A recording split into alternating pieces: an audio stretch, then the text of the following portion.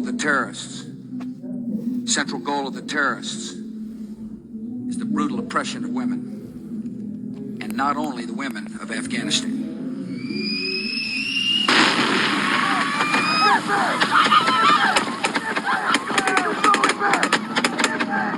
برای هر لحظه ترسیدن، برای ناامیدی تا وقت پوسیدن، برای انفجار و خونهای خواهرامون و زور سربازای دشمن را بوسیدن، برای آوارگی، برای بپولی، برای آرزوی یک خواب معمولی، برای این کشوری که زیر چکمه ها بود، برای تمایل و عشقهای دستوری، برای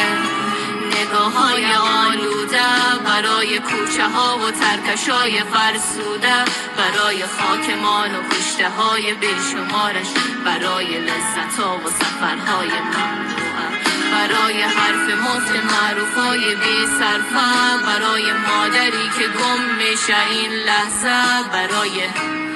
دشمنی که میخنده، برای تو نوشتم برای آینده، برای تو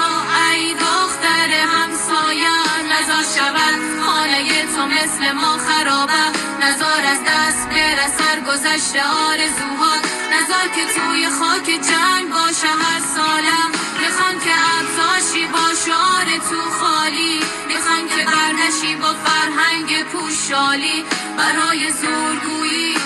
کشور گشایی، میخوان که نابود ریشه های ایرانی، برای امنیت، تحصیل، دانایی، برای مرد، وفاداری، آبادی، برای این که به تمدن تو چشم دارن، برای زن، زندگی.